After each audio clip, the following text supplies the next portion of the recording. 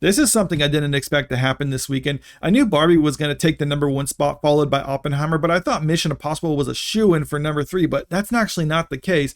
We saw this happen earlier this week where we got Sound of Freedom beating out Mission Impossible during Wednesday, but that's to be expected because usually many people don't show up during the weekday, so you can't see those weird movies kind of take up spots that they normally don't hold. And then when the weekend comes around and they've got the more moviegoers going out, Mission Impossible would actually retain its spot, but that's actually not the case. So when you look at the box office numbers for this weekend, Sound of Freedom is actually beating out Mission Impossible. Not only that, but if you look at the dollar amount that it makes per screening, it's not even close right now, which is insane because it has so many less screenings that it's showing at than, I mean, yeah, like less, like more than 1,000 less screenings than Mission Impossible, and it still beat it out at the box office, which is just remarkable for this.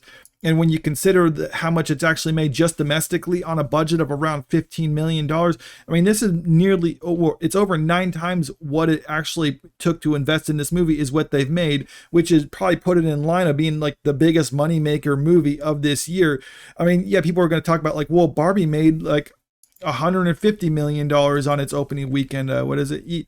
Okay, yeah, so $300 million. It's like, yeah, but it costs like 150 to make, so there's no way it's actually gonna make like $1.5 billion at the box office, or I don't think it's gonna make that much at the global box office. So that means that's at least that's what it'd have to make to be in the same league as what Sound of Freedom is doing, which is just remarkable.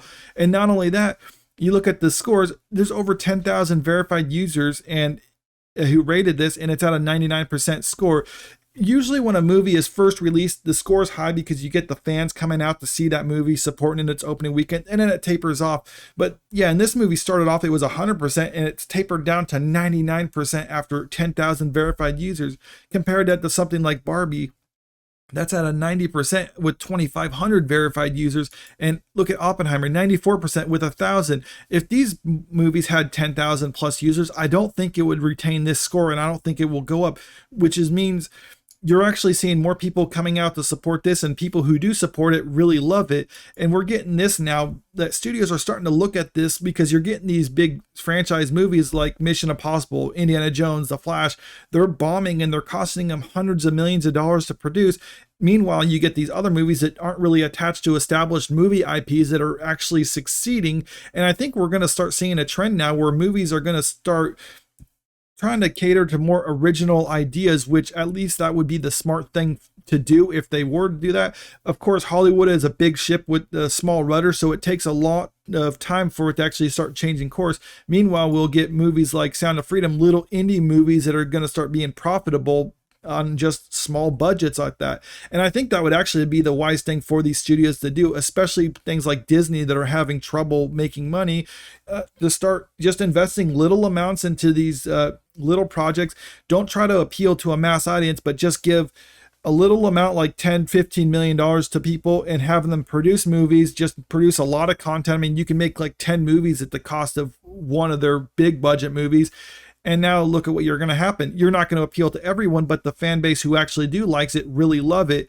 And when you look at what the box office is doing, they're having trouble actually getting people to actually come to the theaters, because how are you going to justify people coming to a theater? Right now, you're trying to make it an event movie like what Christopher Nolan does with Oppenheimer or Tom Cruise did with Mission Impossible, where you're like, this is an event. It's an experience that you need to see on the biggest screen possible. But I think people don't care about that as much anymore, or they maybe care, but it's those people who are few and far between. What you need is you need to have people passionate about the movie that's coming out to the theater.